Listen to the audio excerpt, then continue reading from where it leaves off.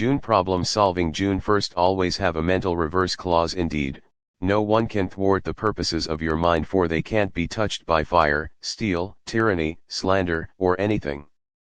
Marcus Aurelius, Meditations, 8.41. Obstacles are a part of life. Things happen, stuff gets in our way, situations go awry.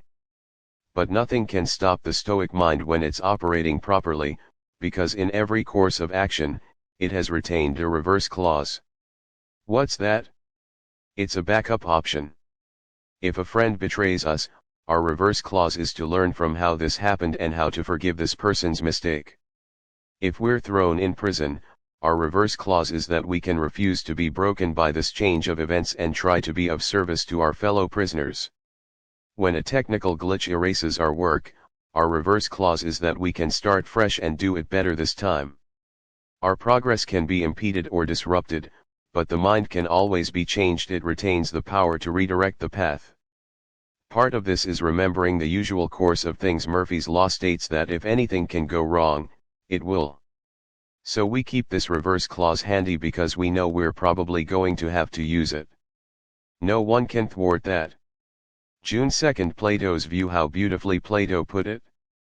Whenever you want to talk about people, it's best to take a bird's-eye view and see everything all at once, of gatherings, armies, farms, weddings and divorces, births and deaths, noisy courtrooms or silent spaces, every foreign people, holidays, memorials, markets, all blended together and arranged in a pairing of opposites. Marcus Aurelius, Meditations, 7.48. Here is a beautiful dialogue called De Caramenipus, an aerial expedition by the poet Lucian, in which the narrator is given the ability to fly and sees the world from above. Turning his eyes earthward, he sees how comically small even the richest people, the biggest estates, and entire empires look from above. All their battles and concerns were made petty in perspective. In ancient times, this exercise was only theoretical. The highest anyone could get was the top of a mountain or a building a few stories tall. But as technology has progressed, humans have been able to actually take that bird's eye view and greater. Edgar Mitchell, an astronaut, was one of the first people to see the Earth from outer space. As he later recounted, in outer space you develop an instant global consciousness, a people orientation, an intense dissatisfaction with the state of the world, and a compulsion to do something about it. From out there on the moon, international politics look so petty. You want to grab a politician by the scruff of the neck and drag him 250,000 miles out and say, "Look at that, you son of a bitch." Many a problem can be solved with the perspective of Plato's view.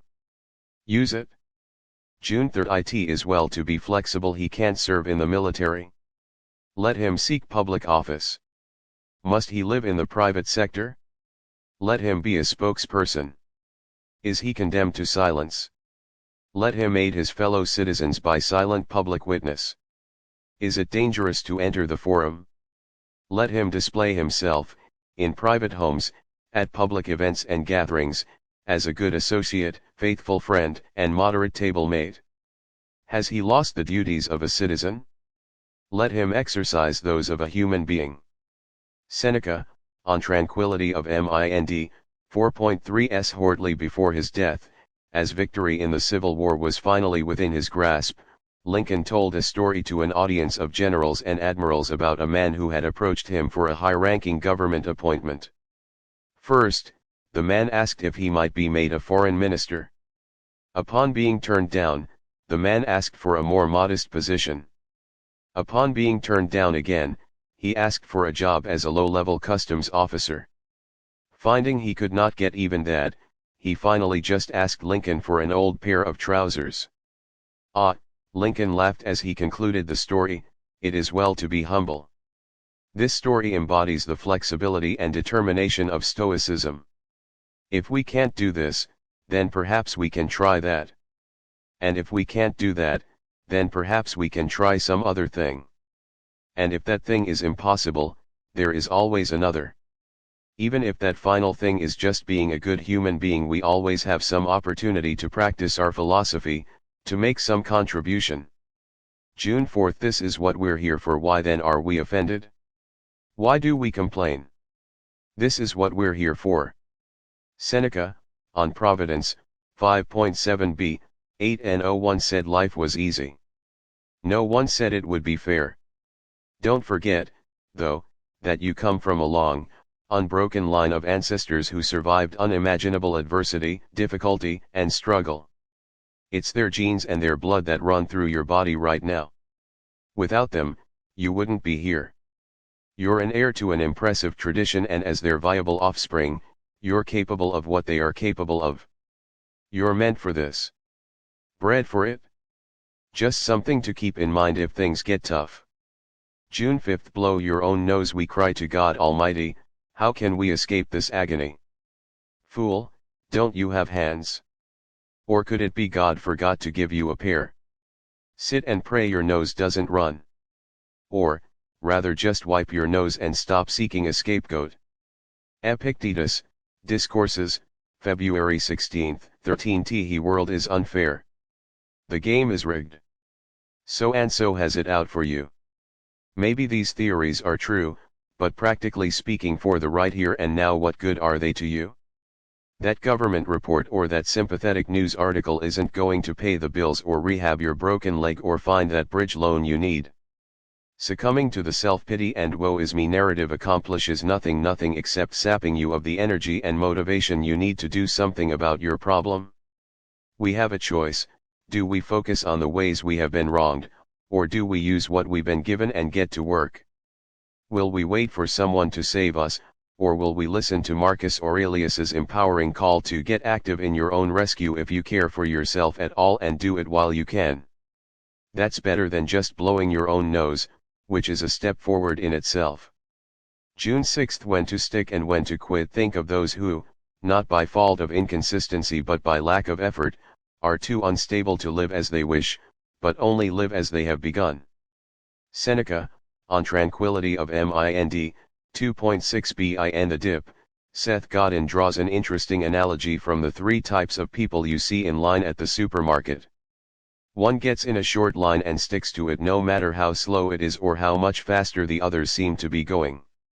Another changes lines repeatedly based on whatever he thinks might save a few seconds.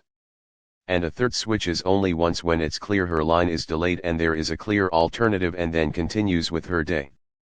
He's urging you to ask, which type are you? Seneca is also advising us to be this third type. Just because you've begun down one path doesn't mean you're committed to it forever, especially if that path turns out to be flawed or impeded. At that same time, this is not an excuse to be flighty or incessantly non-committal. It takes courage to decide to do things differently and to make a change, as well as discipline and awareness to know that the notion of "oh, but this looks even better" is a temptation that cannot be endlessly indulged either. June 7th. Finding the right mentors. We like to say that we don't get to choose our parents, that they were given by chance, yet we can truly choose whose children we'd like to be. Seneca, on the Brevity of Life, 15.3a. We are fortunate enough that some of the greatest men and women in history have recorded their wisdom and folly in books and journals. Many others have had their lives chronicled by a careful biographer, from Plutarch to Boswell to Robert Caro. The literature available at your average library amounts to millions of pages and thousands of years of knowledge, insight, and experience. Maybe your parents were poor role models, or you lacked a great mentor. Yet if we choose to, we can easily access the wisdom of those who came before us, those whom we aspire to be like. We not only owe it to ourselves to seek out this hard-won knowledge, we owe it to the people who took the time to record their experiences, to try to carry on the traditions and follow their examples, to be the promising children of these noble parents.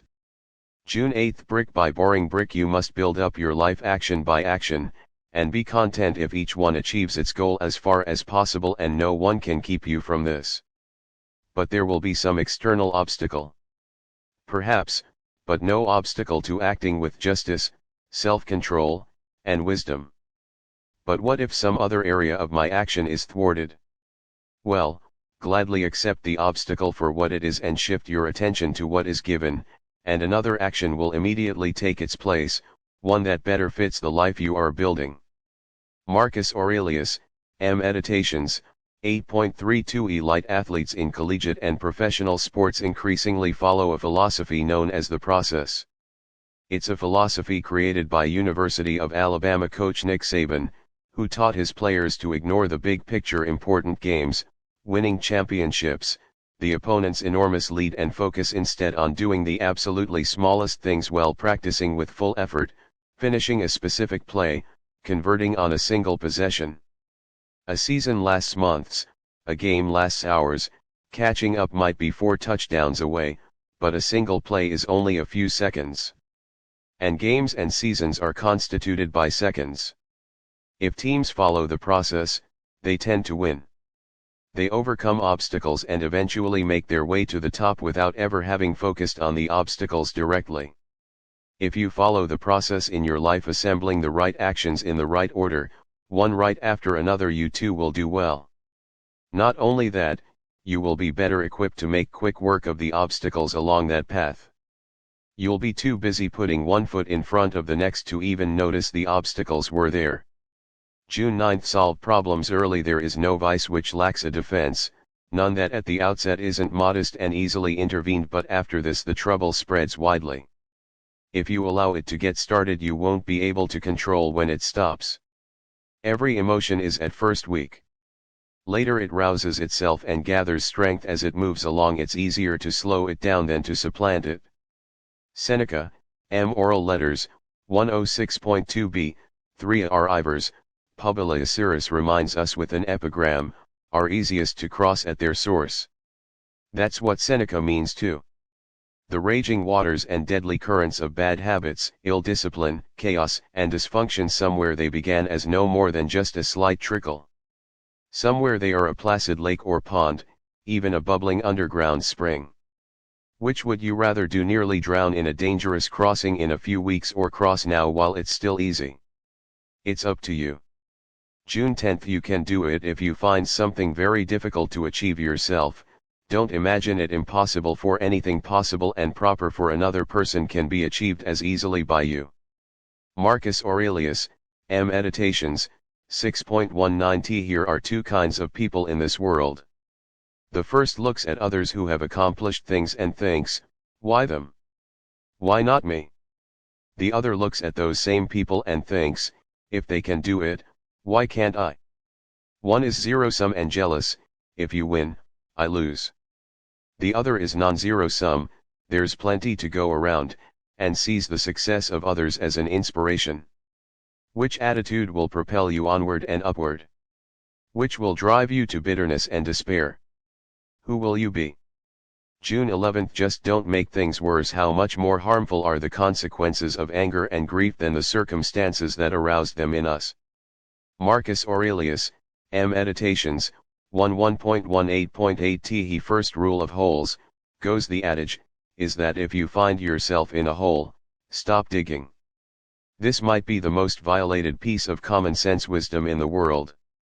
Because what most of us do when something happens, goes wrong, or is inflicted on us is make it worse first, by getting angry or feeling aggrieved, and next, by flailing around before we have much in the way of a plan. Today, give yourself the most simple and doable of tasks, just don't make stuff worse. Whatever happens, don't add angry or negative emotions to the equation. Don't react for the sake of reacting. Leave it as it is. Stop digging. Then plan your way out. June 12. A trained mind is better than any script. In this way you must understand how laughable it is to say, tell me what to do. What advice could I possibly give? No, a far better request is, train my mind to adapt to any circumstance. In this way, if circumstances take you off script, you won't be desperate for a new prompting. Epictetus, Discourses, 2.2.20b, 1, 24b, 25a. It would be nice if someone could show us exactly what to do in every situation. Indeed, this is what we spend a good portion of our lives doing, preparing for this, studying for that, saving for or anticipating some arbitrary point in the future. But plans, as the boxer Mike Tyson pointed out, last only until you're punched in the face. Stoics do not seek to have the answer for every question or a plan for every contingency. Yet they're also not worried. Why? Because they have confidence that they'll be able to adapt and change with the circumstances. Instead of looking for instruction, they cultivate skills like creativity, independence, self-confidence, ingenuity, and the ability to problem solve. In this way, they are resilient instead of rigid. We can practice the same. Today, we will focus on the strategic rather than the tactical. We'll remind ourselves that it's better to be taught than simply given, and better to be flexible than stick to a script. June 13th. Life is a battlefield. Don't you know life is like a military campaign? One must serve on watch, another in reconnaissance, another on the front line. So it is for us. Each person's life is a kind of battle, and a long and varied one too. You must keep watch like a soldier and do everything commanded. You have been stationed in a key post, not some lowly place, and not for a short time but for life. Epictetus, Discourses, 3.24.31, 36th. Writer Robert Greene often uses the phrase "as in war, so in life." It's an aphorism worth keeping close, because our life is a battle both literally and figuratively. As a species, we fight to survive on a planet indifferent to our survival. As individuals, we fight to survive among a species whose population numbers in the billions. Even inside our own bodies, diverse bacteria battle it out. Vivere est militare. To live is to fight. Today, you'll be fighting for your goal, fighting against impulses, fighting to be the person you want to be. So what are the attributes necessary to win these many wars? Discipline, fortitude, courage, cleariadness, selflessness, sacrifice. And which attributes lose wars? Cowardice, rashness, disorganization, overconfidence, weakness, selfishness. As in war, so these attributes matter in daily life. June 14th. Try the other handle. Every event has two handles, one by which it can be carried, and one by which it can't. If your brother does you wrong, don't grab it by his wronging, because this is the handle incapable of lifting it. Instead, use the other, that he is your brother, that you were raised together, and then you will have hold of the handle that carries. Epictetus, Enchiridion, 43th. Famous journalist William Seabrook suffered from such debilitating alcoholism that in 1933 he committed himself to an insane asylum, which was then the only place to get treatment for addiction. In his memoir, Asylum, he tells the story of the struggle to turn his life around inside the facility. At first, he stuck to his addict way of thinking, and as a result, he was an outsider, constantly getting in trouble and rebelling against the staff. He made almost no progress and was on the verge of being asked to leave. Then one day this very quote from Epictetus about everything having two handles occurred to him. "I took hold now by the other handle," he related later, and carried on. He actually began to have a good time there. He focused on his recovery with real enthusiasm. "I suddenly found it wonderful, strange, and beautiful, to be sober. It was as if a veil, or scum, or film had been stripped from all things visual and auditory." It's an experience shared by many addicts when they finally stop doing things their way and actually open themselves to the perspectives and wisdom and lessons of those who have gone before them. There is no promise that trying things this way of grabbing the different handle will have such momentous results for you. But why continue to lift by the handle that hasn't worked? June 15th. Listening accomplishes more than speaking. To the youngster talking nonsense, Zeno said, "The reason why we have two ears and only one mouth is so we might listen more and talk less." Diogenes Laertius, Lives of Eminent Philosophers, July 1, 23. Why do the wise have so few problems compared with the rest of us? There are a few simple reasons. First, the wise seem to manage expectations as much as possible. They rarely expect what isn't possible in the first place. Second, the wise always consider both the best and worst case scenarios. They don't just think about what they wish to happen, but also what very realistically can happen if things were to suddenly turn. Third, the wise act with a reverse clause, meaning that they not only consider what might go wrong, but they are prepared for that to be exactly what they want to happen. It is an opportunity for excellence and virtue. And if you follow it today, you too will find that nothing surprises you or happens contrary to your expectations. June 16. No shame in needing help. Don't be ashamed of needing help. You have a duty to fulfill, just like a soldier on the wall of battle. So what if you are injured and can't climb up without another soldier's help? Marcus Aurelius, Meditations, 7.7. No one ever said you were born with all the tools you'd need to solve every problem you'd face in life. In fact, as a newborn you were practically helpless. Someone helped you then, and you came to understand that you could ask for that help. It was how you knew you were loved. Well, you are still loved. You can ask anyone for help. You don't have to face everything on your own. If you need help, comrade, just ask. June 17. Offense or defense. Fortune doesn't have the long reach we suppose, she can only lay siege to those who hold her tight. So, let's step back from her as much as possible. Seneca, Oral Letters, 82.5b, 6. Machiavelli, who supposedly admired Seneca, says in The Prince that fortune is a woman, and it is necessary, in order to keep her down, to beat her and struggle with her. Even for the 16th century, it's pretty horrifying imagery. But for a ruthless and endlessly ambitious ruler, it was par for the course. Is that the nasty lifestyle you're after? Now compare that view with Seneca's. Not only is he saying that the more you struggle with fortune, the more vulnerable you are to it, but he's also saying that the better path to security is in the impregnable wall of philosophy. Philosophy, he says, helps us tame the mad frenzy of our greed and tamps down the fury of our fears. In sports or war, the metaphor here would be the choice between a strategy of endless, exhausting offense and a strategy of resilient, flexible defense. Which will you play? What kind of person are you?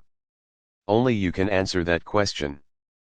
But you would be remiss not to consider the ultimate end of most of the princes in Machiavelli's book and how few of them died happily in bed, surrounded by their loved ones. June 18. Prepared and active. Let fate find us prepared and active. Here is the great soul, the one who surrenders to fate. The opposite is the weak and degenerate one, who struggles with and has a poor regard for the order of the world, and seeks to correct the faults of the gods rather than their own. Seneca, Oral Letters, 107.12. Whatever happens today, let it find us prepared and active, ready for problems, ready for difficulties, ready for people to behave in disappointing or confusing ways, ready to accept and make it work for us. Let's not wish we could turn back time or remake the universe according to our preference. Not when it would be far better and far easier to remake ourselves. June 19. Stay focused on the present. Don't let your reflection on the whole sweep of life crush you. Don't fill your mind with all the bad things that might still happen. Stay focused on the present situation and ask yourself why it's so unbearable and can't be survived. Marcus Aurelius, Meditations, 8.36. When you look back at some of the most impressive, even scary, things that you've done or endured, how were they possible? How were you able to see past the danger or the poor odds? As Marcus described, you were too busy with the details to let the whole sweep of the situation crush you. In fact, you probably didn't even think about it at the time. A character in Chuck Palahniuk's novel Lullaby says, the trick to forgetting the big picture is to look at everything close up. Sometimes grasping the big picture is important, and the Stoics have helped us with that before. A lot of times, though, it's counterproductive and overwhelming to be thinking of everything that lies ahead. So by focusing exclusively on the present, we're able to avoid or remove those intimidating or negative thoughts from our frame of view. A man walking a tightrope tries not to think about how high up he is. An undefeated team tries not to think about their perfect winning streak. Like us, they're better off putting one foot in front of the other and considering everything else to be extraneous. June 20. Calm is contagious if then it's not that the things you pursue or avoid are coming at you, but rather that you in a sense are seeking them out, at least try to keep your judgment of them steady, and they too will remain calm and you won't be seen chasing after or fleeing from them. Marcus Aurelius, Meditations, 11.11t. Here is a maxim that Navy SEALs pass from officer to officer, man to man. In the midst of chaos, even in the fog of war, their battle-tested advice is this: calm is contagious. Especially when that calm is coming from the man or woman in charge. If the men begin to lose their wits, if the group is unsure of what to do next, it's the leader's job to do one thing: instill calm, not by force but by example. That's who you want to be, whatever your line of work, the casual, relaxed person in every situation who tells everyone else to take a breath and not to worry. Because you've got this. Don't be the agitator, the paranoid, the worrier, or the irrational. Be the calm, not the liability. It will catch on.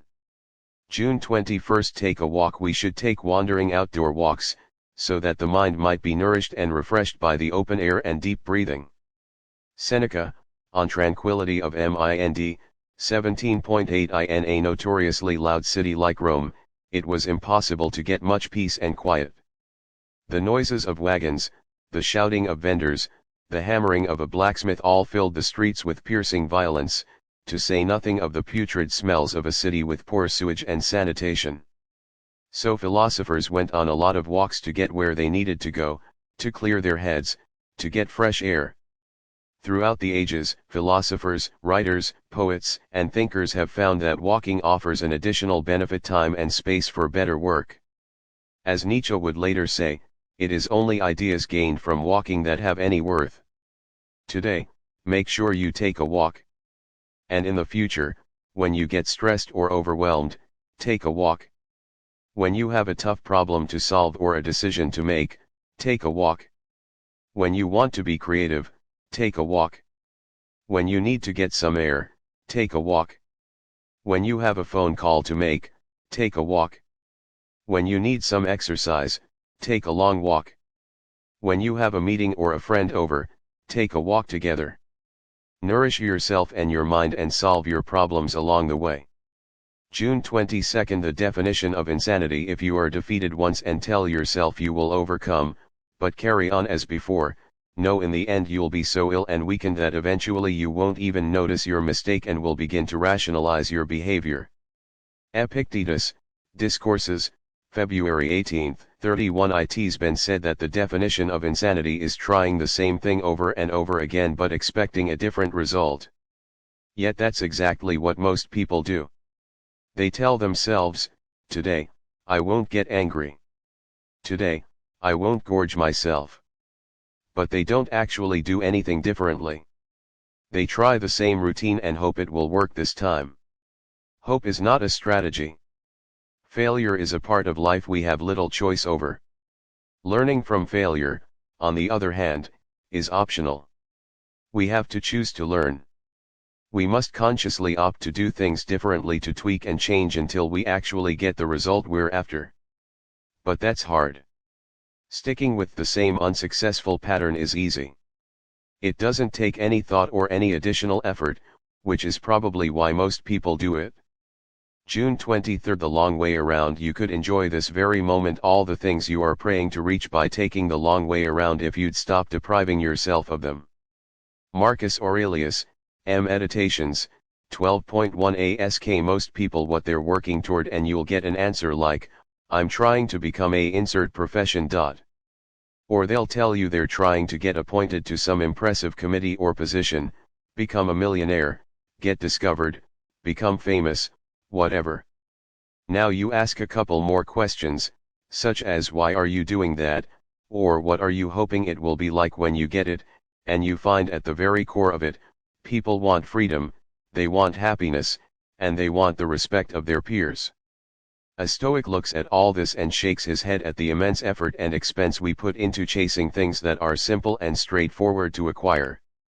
It's as if we prefer to spend years building a complicated Rube Goldberg machine instead of just reaching out and picking up what we want.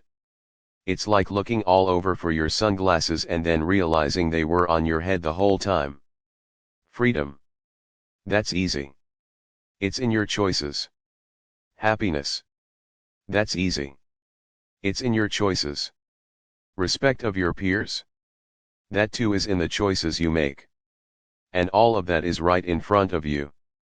No need to take the long way to get there. June 24. The truly educated aren't quarrelsome. The beautiful and good person neither fights with anyone nor, as much as they are able, permits others to fight. This is the meaning of getting an education, learning what is your own affair and what is not. If a person carries themselves so, where is there any room for fighting? Epictetus, Discourses, 4.5.1, 7b, 8a. Socrates famously traveled around Athens, approaching the people he disagreed with most, and engaging them in long discussions. In these discussions, or what record we have of them, there are many examples of his conversation mates getting exasperated, upset, or aggravated by his many questions. Indeed, the people of Athens eventually got so upset, they sentenced Socrates to death. But Socrates never seemed to get upset himself. Even when talking about matters of life and death, he always kept his cool. He was much more interested in hearing what the other person had to say than making sure he was heard, or, as most of us insist upon, winning the argument. The next time you face a political dispute or a personal disagreement, ask yourself, is there any reason to fight about this? Is arguing going to help solve anything? Would an educated or wise person really be as quarrelsome as you might initially be inclined to be? Or would they take a breath, relax, and resist the temptation for conflict? Just think of what you could accomplish and how much better you would feel if you could conquer the need to fight and win every tiny little thing. June 25. The wise don't have problems. This is why we say that nothing happens to the wise person contrary to their expectations.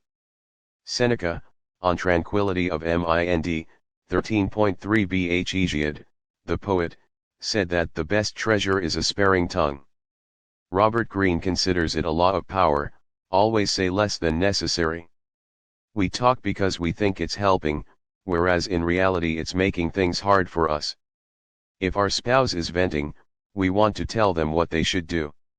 In fact, all they actually want us to do is hear them. In other situations, the world is trying to give us feedback or input, but we try to talk ourselves out of the problem only to make it worse. So today, will you be part of the problem or part of the solution? Will you hear the wisdom of the world or drown it out with more noise? June 26. Try the opposite. What assistance can we find in the fight against habit? Try the opposite.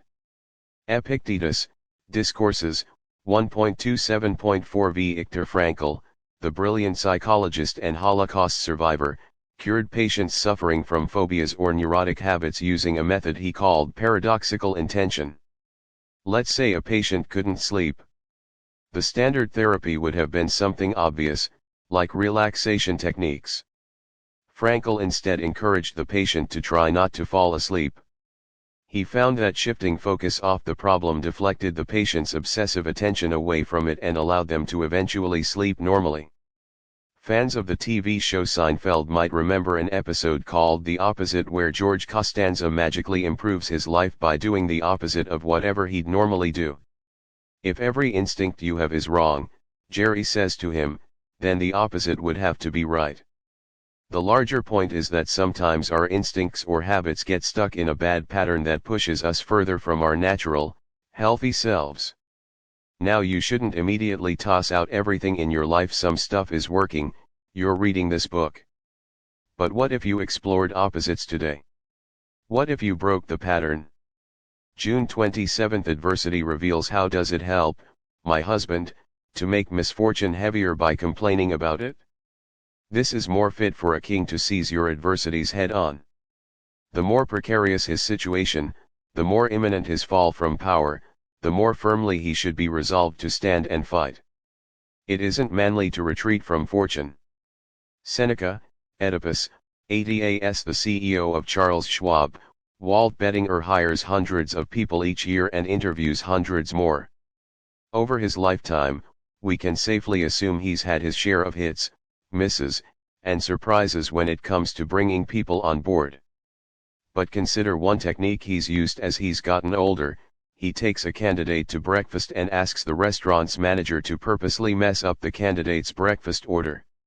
He's testing to see how they react. Do they get upset? Do they act rudely? Do they let this little event spoil the meeting? Do they handle the inconvenience with grace and kindness? How you handle even minor adversity might seem like nothing, but, in fact, it reveals everything. June 28. No self-flagellation needed. Philosophy calls for simple living, but not for penance. It's quite possible to be simple without being crude. Seneca, M. Oral Letters, 5.5. Marcus's meditations are filled with self-criticism, and so are the writings of other Stoics. It's important to remember, however, that that's as far as it goes. There was no self-flagellation, no paying penance, no self-esteem issues from guilt or self-loathing. You never hear them call themselves worthless pieces of crap, nor do they ever starve or cut themselves as punishment. Their self-criticism is constructive. Laying into yourself, unduly depriving yourself, punishing yourself, that's self-flagellation, not self-improvement.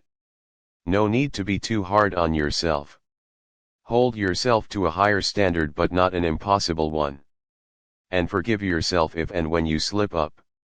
June 29. No excuses. It is possible to curb your arrogance, to overcome pleasure and pain, to rise above your ambition, and to not be angry with stupid and ungrateful people, yes, even to care for them.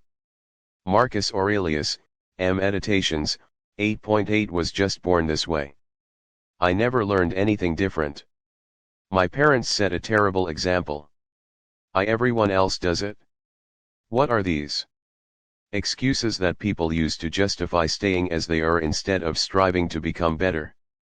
Of course it's possible to curb our arrogance, control our anger, and be a caring person.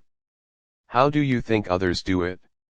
Certainly their parents weren't perfect, they didn't come out of the womb incapable of ego or immune to temptation. They worked on it. They made it a priority. They solved it like they would solve any other problem, by dedicating themselves to finding a solution, making incremental progress until they did. They became who they are. Just like you can. June 30. The obstacle is the way. While it's true that someone can impede our actions, they can't impede our intentions and our attitudes, which have the power of being conditional and adaptable. For the mind adapts and converts any obstacle to its action into a means of achieving it. That which is an impediment to action is turned to advance action. The obstacle on the path becomes the way. Marcus Aurelius, Meditations, 5.20 Tode, things will happen that will be contrary to your plans. If not today, then certainly tomorrow. As a result of these obstacles, you will not be able to do what you planned. This is not as bad as it seems, because your mind is infinitely elastic and adaptable. You have the power to use the Stoic exercise of turning obstacles upside down, which takes one negative circumstance and uses it as an opportunity to practice an unintended virtue or form of excellence. If something prevents you from getting to your destination on time, then this is a chance to practice patience. If an employee makes an expensive mistake, this is a chance to teach a valuable lesson. If a computer glitch erases your work, it's a chance to start over with a clean slate. If someone hurts you, it's a chance to practice forgiveness. If something is hard, it is a chance to get stronger. Try this line of thinking and see whether there is a situation in which one could not find some virtue to practice or derive some benefit. There isn't one. Every impediment can advance action in some form or another.